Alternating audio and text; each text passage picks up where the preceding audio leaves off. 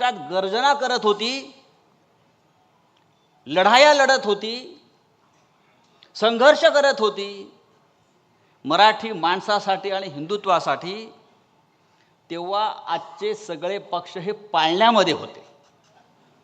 भारतीय जनता पक्षाचा जन्म 1980 साली झालाय. राष्ट्रीय काँग्रेस ज्याला इंदिरा काँग्रेस जी होती, त्या काँग्रेसचा जन्म 1976 साली झाला. पवार साहेबांचा राष्ट्रवादी काँग्रेस 1999 साली जन्माला आली. बाकी सर्व पक्ष या देशातले हे शिवसेनेच्या स्थापनेनंतर जन्माला आले. आणि शिवसेना हा एकमेव पक्ष आज आहे असा की त्या पक्षानं आज 59 उन्हाळे, पावसाळे, वादळ, तुफान अंगावर झेललेले आहेत. आणि त्यातून आम्ही अत्यंत खंबीरपणे उभे आहोत.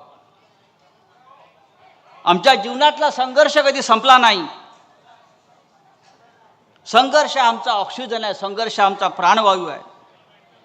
याचं कारण असं आहे, हा पक्ष भ्रष्टाचाराच्या आणि ठेकेदारांच्या पैशावर उभा राहिला नाही, तर शिवसैनिकांच्या रक्तावर, घामावर आणि संघर्षावर उभा राहिलेला आहे.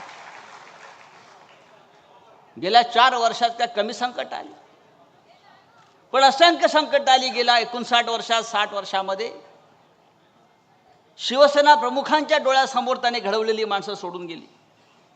माननीय उद्धव साहेबांनी ज्याला मोठी मोठी पदं दिली ते सोडून गेले.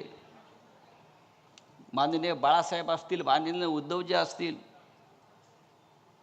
मी नेहमी सांगतो, आपण माकडांची माणसं केली. ठाकरेंनी माणसांची माकडं केली. त्या माणसांना माकडांची माणसं केली. त्या माणसांना सरदार सुद्धा आपणच बनवलं आणि त्या सरदाराने आमच्या पाठीमध्ये घाव घातलेले आहे. हे आम्ही सातत्याने पाहतो. आणि इतक्या हल्ल्यानंतर सुद्धा ही शिवसेना कधी झुकली नाही, वाकली नाही, कोणाच्या चरणाशी बसली नाही. नाहीतर या भूतलावरती असे अनेक नेते 56 इंच छातीवाले, एक ट्रम्पचा फोन येतो आणि सरेंडर होतात. आमच्यावर सुद्धा, माननीय उद्धव साहेबांवर सुद्धा, आमच्या नेत्यांवर सुद्धा असे अनेक फोन, असे अनेक दबाव आमच्याकडे आले, पण आम्ही झुकलो नाही. सरेंडर होने का काम नरेंद्र और देवेंद्र का है, हमारा नहीं. हम लड़ने वाले लोग हैं.